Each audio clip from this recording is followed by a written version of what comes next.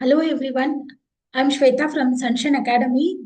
Already the two chapters from business studies have been uploaded in my YouTube channel. In this section, I'm going to discuss about and third chapter, that is and business environment. Okay, let us start. If you're having any doubts in first two chapter, please comment in the comment box so that I can clear all your doubts. So come on everyone, let us start with the chapter number 3, that is and business environment. First, we should know what is this business environment. See, the business environment, we call it as an aggregate. ಅದನ್ನ ಏನಂತ ಕರಿತೀವಿ aggregate ಅಂತ ಹೇಳಿ ಕರಿತೀವಿ. Why we call it as an aggregate? Because it includes an individual. This individual may be an employees, or it may be a customers, or it may be a management, or it may be an investors, or it may be an competitors. So one business ಅಂದ್ಮೇಲೆ ಇವರೆಲ್ಲ individuals ಇದ್ದೇ ಇರ್ತಾರೆ business ನಲ್ಲಿ. I am repeating once again, individuals ಯಾರ್ಯಾರು ಇರ್ತಾರೆ business ನಲ್ಲಿ, first employees ಇರ್ಲೇಬೇಕು. ಒಂದು ಬಿಸ್ನೆಸ್ ಅಂದ ತಕ್ಷಣನೇ ಅಲ್ಲಿ employees, any individual should be there. Employees ಇರ್ತಾರೆ, so management should be there, supplier should be there, competitors ಇರ್ಲೇಬೇಕು ಬಿಸ್ನೆಸ್ ಅಲ್ಲಿ, ಆಗ್ಲೇ ನಮ್ಮ ಬಿಸ್ನೆಸ್ ಗ್ರೋ ಆಗೋದು. Okay, so this all the persons are called as an individual. ಯಾವುದೇ business ನಲ್ಲಿ ಇಷ್ಟು individuals ನಮಗೆ ಇರಲೇಬೇಕು. And we need in support of certain institutions like financial institutions. Financial institutions ಏನ್ ಬೇಕು, ಇನ್ ಕೇಸ್ ನಮ್ಗೆ ಏನಾದ್ರು ಲೋನ್ ಫೆಸಿಲಿಟೀಸ್ ಇದ್ರೆ, ಸೊ ನಮ್ಗೆ ಫಿನಾನ್ಷಿಯಲ್ ಇನ್ಸ್ಟಿಟ್ಯೂಷನ್ಸ್ ಸಪೋರ್ಟ್ ಬೇಕಾಗುತ್ತೆ. ಗೌರ್ಮೆಂಟ್ ಏಜೆನ್ಸಿ ಸಪೋರ್ಟ್ಸ್ ಬೇಕಾಗುತ್ತೆ. ಕೆಲವು ಸಲ ಕನ್ಸಲ್ಟೆನ್ಸ್ ಆಫೀಸಸ್ ನಾವು ಮೀಟ್ ಮಾಡ್ಬೇಕಾಗುತ್ತೆ ನಮ್ಮ ಬಿಸ್ನೆಸ್ ಗ್ರೋ ಮಾಡೋದಕ್ಕೆ. So there should be a support of certain institutions. ಇದ್ರ ಜೊತೆನಲ್ಲಿ other factors like it may be economic, social, political, technological and legal supports ಬೇಕು. ಎಕನಾಮಿಕ್ ಯಾಕೆ ಬೇಕು ನಮ್ಗೆ? ಸಿ, ಎಕನಾಮಿಕ್ ನಲ್ಲಿ ಇನ್ಫ್ಲೇಷನ್ ರೇಟ್ಸ್ ಗೊತ್ತಾಗುತ್ತೆ. ಸೊ ನಮ್ ಕಂಟ್ರಿ ಡೆವಲಪಿಂಗ್ ಅಲ್ಲಿ ಇದೆಯಾ, ಡೆವಲಪ್ಡ್ ಆಗಿದ್ಯಾ? ಸೊ ಇದನ್ನೆಲ್ಲ ನಾವು ಕನ್ಸಿಡರ್ ಮಾಡ್ಬೇಕಾಗತ್ತೆ when we are going to start with the business. Social ಅಂದ್ರೆ we should give values to then society. And we are going to follow the traditions, custom. ಎಲ್ಲಿ ನಾವು business start ಮಾಡ್ತಾ ಇದೀವಿ ಆ ಕಂಪ್ಲೀಟ್ ಸೊಸೈಟಿನಲ್ಲಿ ಯಾವ ವ್ಯಾಲ್ಯೂಸ್ ಇದೆ, traditions ನ follow ಮಾಡ್ತಾ ಇದ್ದಾರೆ. So those all the things should be consider when we are starting any kind of business. ಆ ಜೊತೆನಲ್ಲಿ political, in case of political government rules and regulations ಇರ್ಬೋದು.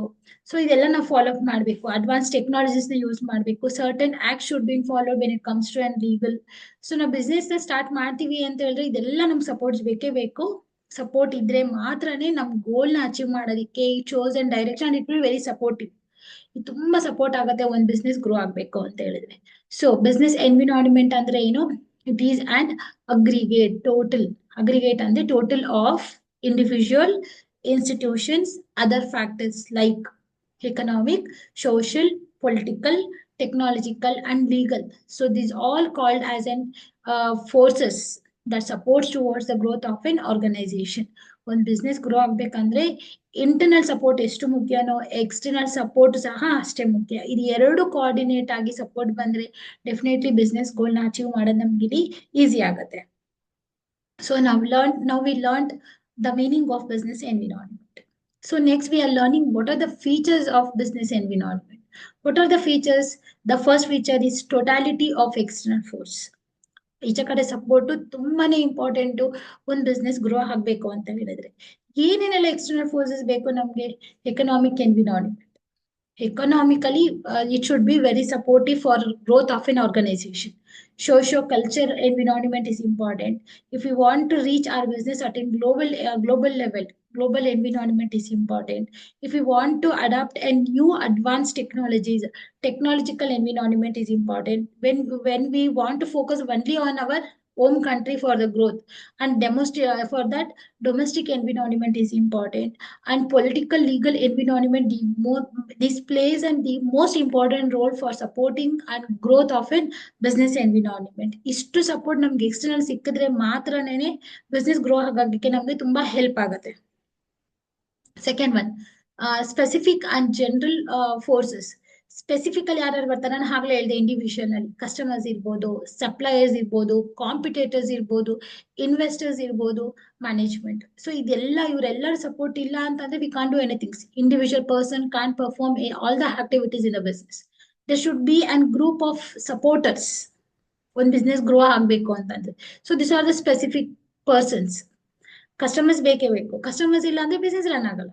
ಸಪ್ಲೈಯರ್ಸ್ ಬೇಕು. Without raw materials how the activities will execute in the business. Competitors ಇದ್ರೇನೆ ನಾವು grow ಆಗುತ್ತೆ. ಯಾಕೆ ಅಂತ ಹೇಳ್ತೀರಾ? ಸಿ, ಕಾಂಪಿಟೇಟರ್ನ ನಾವು ಓವರ್ಕಮ್ ಮಾಡಿದ್ರೆ ಮಾತ್ರನೇ ನಮ್ಮ ಬಿಸ್ನೆಸ್ ಗ್ರೋ ಆಗೋದು. ನಮ್ ಬಿಸ್ನೆಸ್ ಗ್ರೋ ಆದ್ರೆ ಮಾತ್ರನೇ ನಾವು ಪ್ರಾಫಿಟ್ ಅರ್ನ್ ಮಾಡಕ್ ಸಾಧ್ಯ ಆಗುತ್ತೆ. ಸೊ ಕಾಂಪಿಟೇಟರ್ಸ್ ನಮ್ಗೆ ಏನ್ ಮಾಡ್ತಾರೆ, it is and they are called as in boosters, they are called as in motivators. ಯಾರು ನಮ್ಗೆ competitor, we will stuck in one place. We want focus on inventing something new, strategies ಇರ್ಬೋದು, innovations ಏನು ಬರಲ್ಲ, because we don't have any competitors. Competitors ಇದ್ರೆ ಮಾತ್ರನೇ ನಾವು focus ಮಾಡ್ತೀವಿ, ನಮ್ಮ ಬಿಸ್ನೆಸ್ ಇನ್ನ ಹೊಸದ್ ಮಾಡ್ಬೇಕು, ಇನ್ನ ಹೊಸದ್. Because taste and preference of customers are changing ನವ days.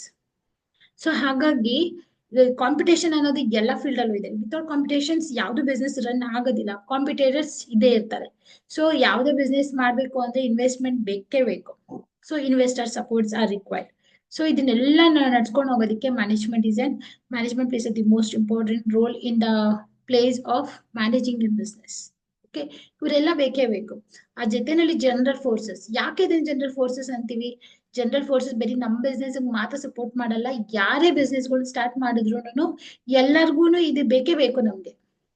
So it is called as in general forces. Economic ಇರ್ಬೋದು, social, political, legal, technological, these all the factors externally we will support not only for our organization, for all the different organizations this kind of supports are required. So ಇದೆಲ್ಲ ಇಷ್ಟು force ಏನಾಗ್ತಾ ಇರುತ್ತೆ ನಮ್ಗೆ, indirectly ನಮ್ಗೆ support ಮಾಡ್ತಾ ಇರುತ್ತೆ for growth of an organisation. So it is called as specific and general forces. Next we have an interrelatedness. Example ಕೊಟ್ಟಿದ್ದೀನಿ ನೋಡಿ. ಏನಿಂಗ್ ಅಂದ್ರೆ ಕೆಳಗಡೆ ಹೆಡ್ಡಿಂಗ್ ಲೈನ್ ಕೊಟ್ಟಿದ್ದೀನಿ, increase in demand supports business environment. ಈಗ ನಾವು ಬಿಸ್ನೆಸ್ ಸ್ಟಾರ್ಟ್ ಮಾಡ್ಬೇಕು ಅಂದ್ರೆ ಬ್ಲೈಂಡ್ ಆಗಿ ನಾವು ಮಾಡಕ್ಕಾಗಲ್ಲ. ಈಗ ಆ ಸೊಸೈಟಿಗೆ ಅದ್ ಬೇಕಾ, ಯಾವ್ದು ಡಿಮಾಂಡ್ ಇದೆ, ಏನ್ ನೀಡ್ ಇದೆ ಆ ಸೊಸೈಟಿಗೆ ಅನ್ನೋದು ನಾವು ಐಡೆಂಟಿಫೈ ಮಾಡಿ ಬಿಸ್ನೆಸ್ ಸ್ಟಾರ್ಟ್ ಮಾಡೋದ್ರಿಂದ ಡೆಫಿನೆಟ್ಲಿ ನಮ್ಮ ಬಿಸ್ನೆಸ್ ಗ್ರೋ ಆಗುತ್ತೆ. ಫಾರ್ ಎಕ್ಸಾಂಪಲ್ ನೋಡಿ, ನವಡೇಸ್ ಎಲ್ಲಾ ಕಡೆನೂ ಮೆಡಿಕಲ್ ಸೆಂಟರ್ಸ್ ಜಾಸ್ತಿ ಆಗ್ತಾ ಇದೆ. ಯಾಕೆ? ಸಿ, ಆ ಮೆಡಿಕಲ್ ಸೆಂಟರ್ಸ್ ನಲ್ಲಿ obesity is the most important problem ಆಗ್ಬಿಟ್ಟಿದೆ ಇವಾಗ. ಸೊ ದೇ ಐಡೆಂಟಿಫೈಡ್ ಒಬೆಸಿಟಿ ಜಾಸ್ತಿ ಆಗ್ತಾ ಇದೆ, ಹೆಲ್ತ್ ಇಶ್ಯೂಸ್ ಜಾಸ್ತಿ ಆಗ್ತಾ ಇದೆ. ಸೊ ಇವಾಗ ಯಾವ ಬಿಸ್ನೆಸ್ಗೆ ಡಿಮಾಂಡ್ ಜಾಸ್ತಿ ಇದೆ? ಈಗ medical centres. That is called as an interrelatedness. ನಾವು ಯಾವುದೇ ಬಿಸ್ನೆಸ್ ಸ್ಟಾರ್ಟ್ ಮಾಡ್ಲಿ, ಆ ಬಿಸ್ನೆಸ್ಗೆ ಡಿಮಾಂಡ್ ಇದೆಯಾ ಅಂತ, ಯಾವ ಬಿಸ್ನೆಸ್ ಸ್ಟಾರ್ಟ್ ಮಾಡಿದ್ರೆ ತುಂಬಾ ಡಿಮಾಂಡ್ ಇದೆ ಅನ್ನೋದು ಅರ್ಥ ಮಾಡ್ಕೊಂಡು ನಾವು ಬಿಸ್ನೆಸ್ ನ ಸ್ಟಾರ್ಟ್ ಮಾಡಬೇಕು. That is called as an interrelatedness. ಆ ತರ ಐಡೆಂಟಿಫೈ ಮಾಡಿ ನಾವು ಬಿಸ್ನೆಸ್ ನ ಸ್ಟಾರ್ಟ್ ಮಾಡಿದಾಗ ಡೆಫಿನೆಟ್ಲಿ ನಮ್ಮ ಬಿಸ್ನೆಸ್ ಏನಾಗುತ್ತೆ, ಗ್ರೋತ್ ಆಗುತ್ತೆ. Next, dynamic nature. ಆಗ್ಲೇ ಹೇಳಿದೆ, competitors will be acting as N energy boosters. Competitors ಇಲ್ಲ ಅಂದ್ರೆ ನಾವ್ ಏನ್ ಮಾಡ್ತೀವಿ? ಹಾಗೆ ಕುತ್ಕೊಳ್ತೀವಿ. ನಮ್ ಬಿಸ್ನೆಸ್ ಹೇಗ್ ನಡೀತಿ ಹಾಗೆ ನಡ್ಕೊಂಡು ಹೋಗ್ಲಿ ಅಂತ ಹೇಳ್ತೀವಿ. ಅದೇ ಕಾಂಪಿಟೇಟರ್ಸ್ ಇದ್ರೆ, ಅವ್ರಕ್ಕಿಂತ ನಾವು ಎಕ್ಸ್ಟ್ರಾ ಏನೋ ಒಳ್ಳೇದ್ ಮಾಡ್ಬೇಕು, ಎಕ್ಸ್ಟ್ರಾ ಏನೋ ಇನೋವೇಷನ್ಸ್ ಮಾಡ್ಬೇಕು, ಇನ್ನಷ್ಟು ನಾವು ಆಕ್ಟಿವ್ ಆಗ್ಬೇಕು. ಪ್ರತಿ ಒಂದು ಏನಾಗ್ತಾ ಇರತ್ತೆ, ಅವ್ರಿಗೆ ರನ್ ಆಗ್ತಾನೆ ಇರುತ್ತೆ ಅವ್ರ ಮೈಂಡ್ ಅಲ್ಲಿ. ಸೊ ನಾವ್ ಏನ್ ಮಾಡ್ಬೇಕು, ಕಾಂಪಿಟೇಟರ್ಸ್ ನ ಯಾವಾಗ್ಲೂ ನಾವು ಫೋಕಸ್ ಮಾಡ್ತಾ ಇದ್ರೆ ಮಾತ್ರನೇನೆ ನಮ್ ಬಿಸ್ನೆಸ್ ಗ್ರೋ ಆಗೋದು. ಓಕೆನಾ? ಸೊ ಡೈನಮಿಕ್ ನೇಚರ್ ಅಂತ ಏನಕ್ಕೆ ಹೇಳ್ತೀವಿ ಅಂದ್ರೆ, ಕಾಂಪಿಟೇಟರ್ಸ್ ನ ಕೆಲವು ಸಲ ನಾವು ಅನಲೈಸ್ ಮಾಡೋದ್ರಲ್ಲಿ ನಾವು ಡಿಫಾಲ್ಟ್ ಆಗ್ಬೋದು. ಓಕೆ, ನಾವು ಡಿಫಾಲ್ಟ್ ಆಗ್ತೀವಿ ಅಂತಾನೆ ಅನ್ಕೊಳ್ಬಾರ್ದು. So our mind should be ready to accept those changes. ಯಾರೇ ಕಾಂಪಿಟೇಟರ್ಸ್ ಬರ್ಲಿ, ನನ್ ಬಿಸ್ನೆಸ್ ಮುಂದೆ ಅವ್ರು ನಿಂತ್ಕೊಳಕ್ ಆಗಲ್ಲ ಅನ್ನೋ ಒಂದು ಸ್ಟಿಮ್ಯುಲೇಷನ್ಸ್, ಒಂದು ಎನ್ಕರೇಜ್ಮೆಂಟ್ಸ್, ಒಂದು ಮೋಟಿವೇಶನ್ಸ್ ನಮ್ಮ ಮೈಂಡ್ ಅಲ್ಲಿ ಇರಬೇಕು. We should be always ready to accept all the challenges which comes in the business. Okay, ನಾವು ಆಕ್ಸೆಪ್ಟ್ ಮಾಡಿದ್ರೆ ಮಾತ್ರನೇ ಆ ಬಿಸ್ನೆಸ್ ನಮ್ಗೆ ಸಪೋರ್ಟ್ ಮಾಡುತ್ತೆ, ನಾವು ಗ್ರೋ ಆಗ್ತೀವಿ. ಓಕೆನಾ? ಸೊ ನೆಕ್ಸ್ಟ್,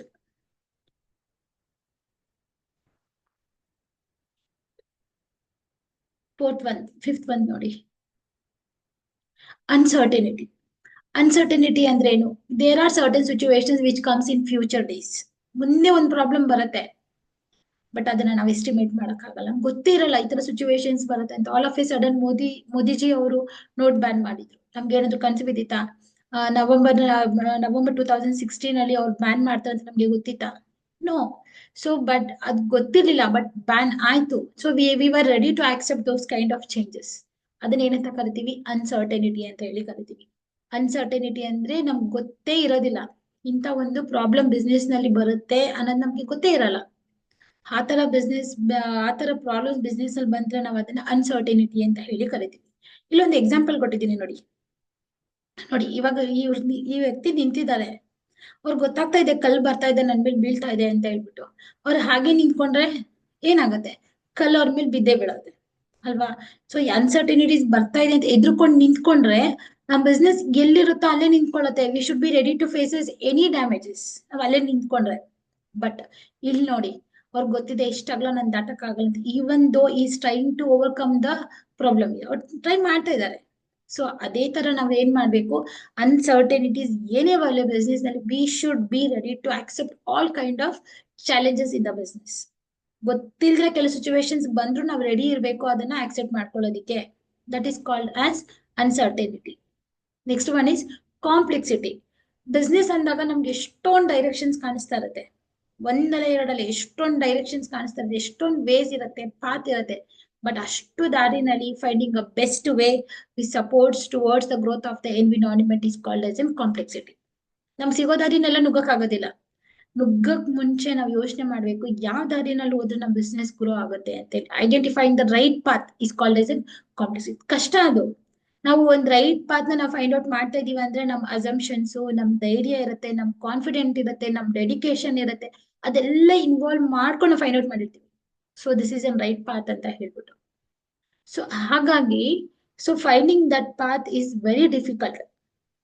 ಬಟ್ ನಾವು ಫೈಂಡ್ ಮಾಡ್ಲೇಬೇಕು, because our business should run.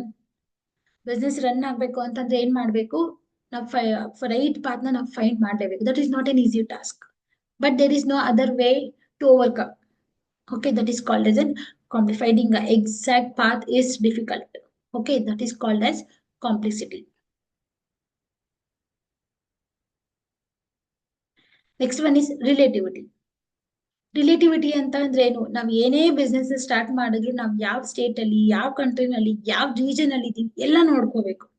ಅಲ್ಲಿ ಯಾವ್ದು ಡಿಮಾಂಡ್ ಇರುತ್ತೋ ಅದ್ರ ತಕ್ಕಂತೆ ನಾವು ಬಿಸ್ನೆಸ್ ನ ಏನ್ ಮಾಡ್ಬೇಕು, ಸ್ಟಾರ್ಟ್ ಮಾಡ್ಬೇಕು. ಇಲ್ಲಿ ನೋಡಿ, business environment differs from country to country and region to region. For example ನೋಡಿ, ನಮ್ Indian tradition demands more for sari ಅಲ್ವಾ.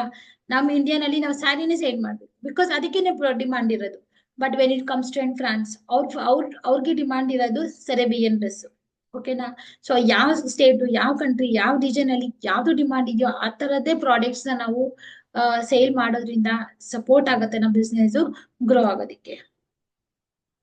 Next concept we are learning importance of business environment for manager. ಮ್ಯಾನೇಜರ್ಸ್ಗೆ ಬಿಸ್ನೆಸ್ ಎನ್ವಿರಾನ್ಮೆಂಟ್ ಹೇಗೆ help ಮಾಡುತ್ತೆ. First see, it enables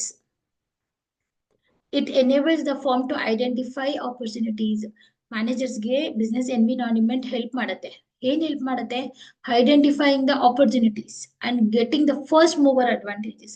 environment clean ಆಗಿ ಅರ್ಥ ಮಾಡ್ಕೊಂಡ್ಬಿಡಿ.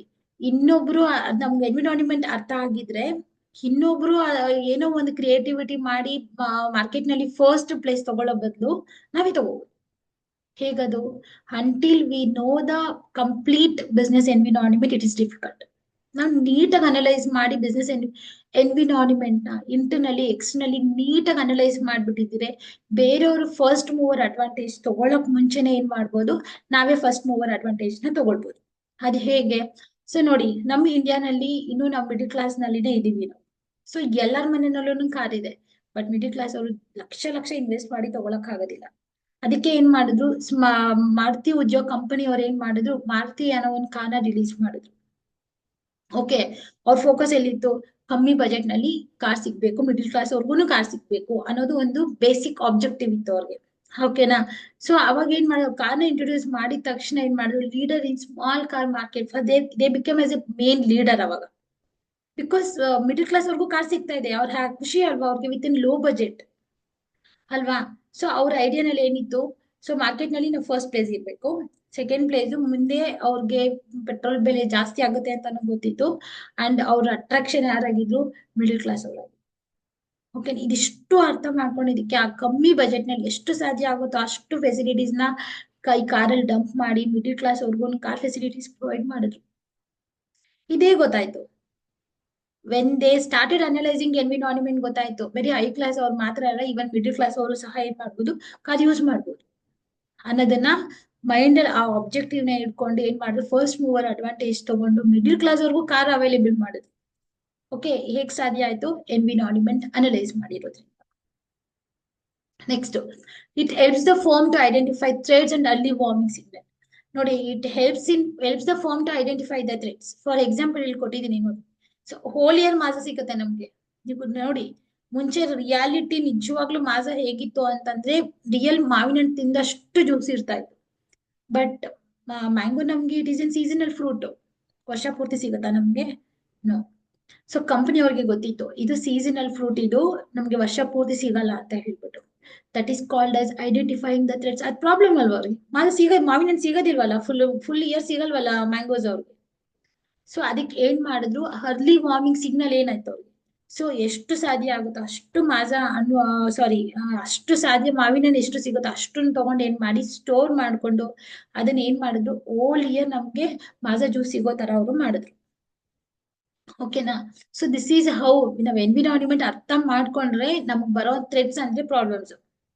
ಆ problem environment ಗೊತ್ತಿದ್ರೆ ಮಾತ್ರ ನಮ್ಗೆ ಅದು ಗೊತ್ತಾಗೋದು. ಎನ್ವಿರಾನ್ಮೆಂಟ್ ಗೊತ್ತಿದ್ರೆ what are the problems that we will face ಅನ್ನೋದು ಗೊತ್ತಾಗುತ್ತೆ. ಅದರಿಂದ ಹೇಗೆ ನಾವು ಹೊರಗಡೆ ಬರ್ಬೋದು ಅಂತ ತಿಳ್ಕೊಳ್ಳೋದೇ ವಾರ್ಮಿಂಗ್ ಸಿಗ್ನಲ್ ಆಗಿರುತ್ತೆ ನಮ್ಗೆ. See, environment awareness helps managers to identify various rates on time on serve as an early warming signals. ಓಕೆನಾ? ಗೋಡನಲ್ಲಿ ಸ್ಟೋರ್ ಮಾಡ್ಕೊಂಡು ಅವ್ರು ಏನ್ ಮಾಡ್ತಾರೆ, ಹೋಲ್ ಇಯರ್ ಮಾಜಾ ನಮ್ಗೆ ಸಿಗೋ ತರ ಅವರು ಫೆಸಿಲಿಟೀಸ್ ನ ಪ್ರೊವೈಡ್ ಮಾಡ್ತಾರೆ. ಓಕೆನಾ? Second point. Third point, C it helps in tapping useful resources. ನೋಡಿ, ರಿಸೋರ್ಸಸ್ ಯಾವ್ದಾವ್ದು ಬಿಸ್ನೆಸ್ ನಲ್ಲಿ? ಫಿನಾನ್ಸ್ ಇಲ್ಲ ಅಂತ ಹೇಳಿದ್ರೆ ನಾವ್ ಏನು ಮಾಡಕ್ಕಾಗಲ್ಲ ಬಿಸ್ನೆಸ್ ನಲ್ಲಿ. ಅಟ್ಲೀಸ್ಟ್ ಇನ್ಶೂರ್ ನಾವ್ ಏನನ್ ಬೇಕೋ ರಿಕ್ವೈರ್ಮೆಂಟ್ಸ್ ಇರುತ್ತೆ ಅಷ್ಟು ಫುಲ್ಫಿಲ್ ಮಾಡಕ್ಕಾದ್ರೂ ನಮ್ಗೆ ಫಿನಾನ್ಸ್ ಬೇಕೇ ಬೇಕು. Next, machineries. ರಾ ಮೆಟೀರಿಯಲ್ಸ್ ನ ಫಿನಿಶ್ ಗುಡ್ಸ್ ಕನ್ವರ್ಟ್ ಮಾಡಬೇಕು ಅಂತ ಹೇಳಿದ್ರೆ ಮಿಷಿನರೀಸ್ ರಿಕ್ವೈರ್ಡ್. ಎಂಪ್ಲಾಯೀಸ್ ಇಲ್ಲ ಅಂದ್ರೆ ಏನ್ ಕೆಲಸನೂ ಆಗಲ್ಲ ಬಿಸ್ನೆಸ್ ನಲ್ಲಿ. Employees are like an back bone of an organisations. Machinery ಇದೆ, ರಾ ಮೆಟೀರಿಯಲ್ ಇಲ್ಲ ಅಂದ್ರೆ ಏನ್ ಯೂಸ್? ರಾ ಮೆಟೀರಿಯಲ್ಸ್ ಬೇಕು. ಸೊ ವಾಟರ್ ಬೇಕು, ಪವರ್ ಬೇಕು. This are the main resources in an business. ಓಕೆನಾ? ಸೊ ಈ ರಿಸೋರ್ಸಸ್ ನ ಏನ್ ಮಾಡ್ಬೇಕು, better understanding of environment helps managers to assemble various resources. ಅವ್ರಿಗೆ ಎನ್ವಿರಾನ್ಮೆಂಟ್ ಕರೆಕ್ಟ್ ಆಗಿ ಯಾವ ಟೈಮ್ ಅಲ್ಲಿ ಏನೇನ್ ಬೇಕು, ಎಷ್ಟೆಷ್ಟು ಬೇಕು ಅಂತ ಗೊತ್ತಿದ್ರೆ ಈ ಎಲ್ಲಾ ರಿಸೋರ್ಸಸ್ ಪ್ರಾಪರ್ ಆಗಿ ಆನ್ ಟೈಮ್ ನಲ್ಲಿ ಏನ್ ಮಾಡ್ಬೋದು, ಅವ್ರ ಫೆಸಿಲಿಟೀಸ್ ನ ಪ್ರೊವೈಡ್ ಮಾಡ್ಬೋದು. Next, it helps in coping with an rapid changes. ಏನೇನ್ ಚೇಂಜ್ ಆಗ್ಬೋದು? ಮಾರ್ಕೆಟ್ ಕಂಡೀಷನ್ ಚೇಂಜ್ ಆಗ್ಬೋದು. ಯಾಕೆ ಚೇಂಜ್ ಆಗುತ್ತೆ? ಕಸ್ಟಮರ್ಸ್ ಟೇಸ್ಟ್ ಇರ್ಬೋದು, ಪ್ರಿಫರೆನ್ಸ್ ಇರ್ಬೋದು, ಮಾರ್ಕೆಟ್ ರೇಟ್ಸ್ ಇರ್ಬೋದು, ಶೇರ್ಸ್ ರೇಟ್ಸ್, ಎಲ್ಲಾನು ಇನ್ಫ್ಲೆಕ್ಷನ್ಸ್ ಚೇಂಜ್, ಯಾವ್ದು ಸ್ಟಿಕ್ ಆನ್ ಆಗಿರಲ್ಲ. Everything will be keep on changing from time to time. ಓಕೆನಾ? ಮಾರ್ಕೆಟ್ ಕಂಡೀಷನ್ಸ್ ಚೇಂಜ್ ಆದ್ರೂ we should be ready to accept those changes and run the show. ಓಕೆನಾ? Bargaining customers. ನಾವು ಯಾವ customers ನಾವ್ ಹೇಳಿದ ತಕ್ಷಣ ಅದೇ ಪ್ರೈಸ್ ಕೊಟ್ಟು ತಗೊಂಡ್ ಹೋಗ್ತಾರೆ. Everything they will evaluate. ಏನ್ ಇವ್ಯಾಲ್ಯೂಯೇಟ್ ಮಾಡ್ತಾರೆ? ಕ್ವಾಲಿಟಿ ಇರ್ಬೋದು, ಸೊ ಕ್ವಾಂಟಿಟಿ ಇರ್ಬೋದು, ಬೇರೆ ಶಾಪ್ಸ್ ಪ್ರೈಸ್ ಇರ್ಬೋದು, ಎಲ್ಲ ಚೆಕ್ ಮಾಡಿ ಬಾರ್ಗೇನ್ ಮಾಡಿನೇ ಕಸ್ಟಮರ್ಸ್ ತಗೊಳ್ತಾರೆ. ಬಾರ್ಗೇನ್ ಪ್ರೈಸ್ ಇಟ್ರು ಸಹ ನನ್ನ ಬಿಸ್ನೆಸ್ ಹೇಗೆ ವರ್ಕೌಟ್ ಆಗುತ್ತೆ ಅನ್ನೋದು ನಾವು ಅನಲೈಸ್ ಮಾಡ್ಬೇಕಾಗುತ್ತೆ. Next, global competitions. In case ನಾನು ಏನಾದ್ರು ಇಂಟರ್ನ್ಯಾಷನಲ್ ಲೆವೆಲ್ ಅಲ್ಲಿ ಬಿಸ್ನೆಸ್ ಮಾಡಬೇಕು ಅಂತ ಇದ್ರೆ global competitions and advance technologies ಏನಾದ್ರು ಯೂಸ್ ಮಾಡ್ಬೇಕು ಅಂತಂದ್ರೆ ಆ ಅಡ್ವಾನ್ಸ್ ಟೆಕ್ನಾಲಜೀಸ್ ನಾವು ಯೂಸ್ ಮಾಡ್ಕೊಳ್ಳೋದ್ರಿಂದ what are the additional benefits ನಮ್ಗೆ ಸಿಗುತ್ತೆ. ಇದು ಎಲ್ಲಾನು ಏನ್ ಮಾಡ್ಬೇಕು, ನಾವು ಅಕ್ಸೆಪ್ಟ್ ಮಾಡ್ಬೇಕು. ಸೊ ಅದು ಚೇಂಜಸ್ ಯಾವ್ದು ನಮ್ಗೆ ಸ್ಟಿಕ್ ಆನ್ ಆಗಿರಲ್ಲ, ಕಾನ್ಸ್ಟೆಂಟ್ ಆಗಿರಲ್ಲ. whatever the changes that takes place from the point of market condition, bargaining customers, global competition, technological changes, everything we should be ready to accept. ಎಲ್ಲಾನು accept ಮಾಡಕ್ ನಾವು ready ಇರ್ಬೇಕು. Next, it helps in planning and policy formulations. ಯಾವುದು? Business environment ಯಾವಾಗೂ ನಮ್ಗೆ help ಮಾಡುತ್ತೆ planning ಮಾಡೋದಿಕ್ಕೂ ಮತ್ತೆ ಪಾಲಿಸಿ ಫಾರ್ಮುಲೇಷನ್. ಹೇಗೆ ಹೆಲ್ಪ್ ಮಾಡುತ್ತೆ? See, analysing business environment. ಇಂಟರ್ನಲ್ಲಿನೂ ನಾವು ಅನಲೈಸ್ ಮಾಡಬೇಕು, ಎಕ್ಸ್ಟರ್ನಲ್ಲಿನೂ ಅನಲೈಸ್ ಮಾಡಬೇಕು. ಇಂಟರ್ನಲ್ಲಿನೂ ಸಹ ನಾವು ಸ್ವಾಟ್ ಅನಾಲಿಸಿಸ್ ಮಾಡಬೇಕು. ಸ್ವಾಟ್ ಅನಾಲಿಸಿಸ್ ಅಂದ್ರೆ ಏನು? Strength, weakness, opportunity, threads. ಇದು ಇಂಟರ್ನಲ್ಲಿನೂ ಇವ್ಯಾಲ್ಯೂಯೇಟ್ ಮಾಡಬೇಕು, ಎಕ್ಸ್ಟರ್ನಲ್ಲಿನೂ ಇವ್ಯಾಲ್ಯೂಯೇಟ್ ಮಾಡಬೇಕು. ಮಾಡಿದ್ರೆ ಮಾತ್ರ ನಮಗೆ ಗೊತ್ತಾಗುತ್ತೆ. So what are the things should be included in our planning and policy formulations. ಇದಿಷ್ಟು ಮಾಡಿ ನಾವು ಪ್ಲಾನಿಂಗ್ ಪಾಲಿಸಿ ಫಾರ್ಮುಲೇಷನ್ ಮಾಡಿದ್ರೆ ಡೆಫಿನೆಟ್ ಆಗಿ ಬಿಸ್ನೆಸ್ ಏನಾಗುತ್ತೆ, ಗ್ರೋ ಆಗುತ್ತೆ. It helps in improving performance. Continuous ಆಗಿ ಎನ್ವಿರಾನ್ಮೆಂಟ್ ಮಾನಿಟರ್ ಮಾಡಬೇಕು. ಕಂಟಿನ್ಯೂಸ್ ಆಗಿ ಬಿಸ್ನೆಸ್ ಎನ್ವಿರಾನ್ಮೆಂಟ್ ನಾವು ಮಾನಿಟರ್ ಮಾಡಿದ್ರೆ ಸೊ ಡೆಫಿನೆಟ್ಲಿ ನಮ್ ಬಿಸ್ನೆಸ್ ಗೋಲ್ ಏನಿರುತ್ತೆ ಡೆಫಿನೆಟ್ ಆಗಿ ನಾವು ಅಚೀವ್ ಮಾಡ್ಬೋದು. That is how it helps in improving the performance. ಹೇಗೆ ಇಂಪ್ರೂವ್ ಮಾಡಕ್ಕೆ ಹೆಲ್ಪ್ ಮಾಡುತ್ತೆ, ಕಂಟಿನ್ಯೂಸ್ ಆಗಿ ನಾವು ಮಾನಿಟರ್ ಮಾಡಬೇಕು. Okay, last concepts in this chapter is dimensions of business environment. Dimensions ಅಂದ್ರೆ environment ನಲ್ಲಿ ಎಷ್ಟು parts ಮೇಲೆ ನಾವು focus ಮಾಡಬೇಕು ಅಂತ. The first one is business and legal environment. So legal ಅಂತ ಬಂದಾಗ ನಾವ್ ಏನೇನ್ ಫೋಕಸ್ ಮಾಡ್ಬೇಕು, ಕಂಪನೀಸ್ ಆಕ್ಟ್ 2013 ಏನ್ ಹೇಳುತ್ತೆ ಅಂತ ಗೊತ್ತಿರ್ಬೇಕು, ಕನ್ಸ್ಯೂಮರ್ ಪ್ರೊಟೆಕ್ಷನ್ ಆಕ್ಟ್ ಬಗ್ಗೆ ಗೊತ್ತಿರ್ಬೇಕು, ಫ್ಯಾಕ್ಟರೀಸ್ ಆಕ್ಟ್ ಬಗ್ಗೆ ಗೊತ್ತಿರ್ಬೇಕು. ಬಿಕಾಸ್ ನಮ್ಗೆ ಈ ಆಕ್ಟ್ಸ್ ಗೊತ್ತಿದ್ರೆ ನಮ್ಗೆ ಎಲ್ಲೆಲ್ಲಿ ನಾವೇನು ತಪ್ಪು ಮಾಡ್ದಿರಾ ಲೀಗಲ್ ಆಗಿ ನಮ್ ಬಿಸ್ನೆಸ್ ರನ್ ಮಾಡ್ಬೋದು ಅಂತ ಹೇಳಿ ನಮ್ಗೆ ನಾಲೆಜ್ ಏನಾಗ್ಬೇಕು, ಗೇನ್ ಆಗ್ಬೇಕು. ಪೊಲಿಟಿಕಲ್ ಎನ್ವಿರಾನ್ಮೆಂಟ್, ಪೊಲಿಟಿಕಲ್ ಎನ್ವಿರಾನ್ಮೆಂಟ್ ನಲ್ಲಿ ನೇಷನ್ ಲಾ ಗೊತ್ತಿರ್ಬೇಕು, ಗವರ್ನಮೆಂಟ್ ಪಾಲಿಸೀಸ್ ಗೊತ್ತಿರ್ಬೇಕು, ಲೆಜಿಸ್ಲೇಷನ್ ರೆಗ್ಯುಲೇಟರೀಸ್ ಗೊತ್ತಿರ್ಬೇಕು.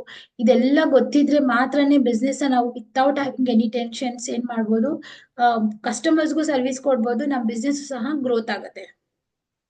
Next, social environment. Social environment includes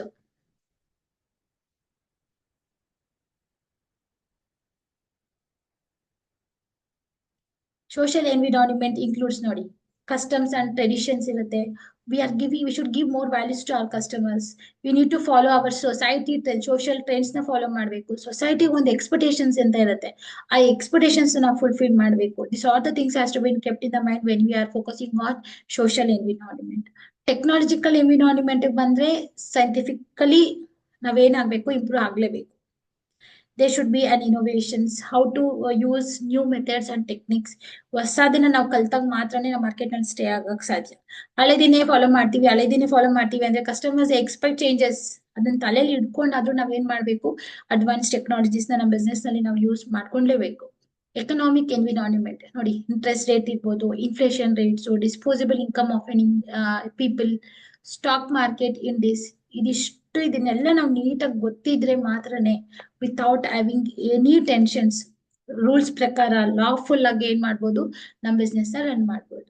so final conclusion of this chapter, ಒಂದು ಬಿಸ್ನೆಸ್ ರನ್ ಆಗ್ಬೇಕು ಅಂತ ಹೇಳಿದ್ರೆ ಇಂಟರ್ನಲ್ ಸಪೋರ್ಟ್ ಎಷ್ಟು ಮುಖ್ಯನೋ ಎಕ್ಸ್ಟರ್ನಲ್ ಸಪೋರ್ಟ್ ಸಹ ಅಷ್ಟೇ ಮುಖ್ಯ ಆಗುತ್ತೆ. ಇಂಟರ್ನಲ್ಲಿ ಎಂಪ್ಲಾಯೀಸ್ ಇರ್ಬೋದು, ಡಿಫ್ರೆಂಟ್ ಡಿಪಾರ್ಟ್ಮೆಂಟ್ಸ್ ಇರ್ಬೋದು, ಎಲ್ಲರೂ ಕ್ಲೀನ್ ಆಗಿ ಕೋಆರ್ಡಿನೇಟ್ ಮಾಡಿದ್ರೆ ಬಿಸ್ನೆಸ್ ಪಾಯಿಂಟ್ ಆಫ್ ವ್ಯೂ ಇಂದ ಸೊಸೈಟಿಗೆ ಏನ್ ಕೊಡ್ಬೇಕು ಕ್ಲೀನ್ ಆಗಿ ಕೊಡ್ತೀವಿ. ಬಟ್ ಸೊ ಈಚೆ ಕಡೆ ಎಕ್ಸ್ಟರ್ನಲ್ಸ್ ಅಂತ ಫೋಕಸ್ ಮಾಡಿದಾಗ ಏನಾಗುತ್ತೆ, ಗೌರ್ಮೆಂಟ್ ರೂಲ್ಸ್ ಅಂಡ್ ರೆಗ್ಯುಲೇಷನ್ಸ್ ಇರ್ಬೋದು, ಲಾಸ್ ಇರ್ಬೋದು, ಸೊಸೈಟಿ ಇರ್ಬೋದು, ಅಡ್ವಾನ್ಸ್ ಟೆಕ್ನಾಲಜಿನ ಬಿಸ್ನೆಸ್ ನಲ್ಲಿ ಯೂಸ್ ಮಾಡಿ ಎಲ್ಲಾನು ಏನ್ ಮಾಡ್ಬೇಕು, ಇಂಟರ್ನಲಿ ಎಕ್ಸ್ಟರ್ನಲಿ ಎರಡು ಸಪೋರ್ಟ್ ಇದ್ರೆ ಮಾತ್ರನೇ ಬಿಸ್ನೆಸ್ ಏನಾಗುತ್ತೆ, ಗ್ರೋ ಆಗುತ್ತೆ. ಬಿಸ್ನೆಸ್ ಗ್ರೋ ಆದ್ರೆ definitely business for the long period of time it will survive. Business survive ಆಗ್ತಾ ಇದೆ ಅಂದ್ರೆ ಏನ್ ಇಂಡಿಕೇಟ್ ಮಾಡುತ್ತೆ, ಪ್ರಾಫಿಟ್ ಆಗ್ತಾ ಇದೆ. Okay, so all the best. Thank you so much.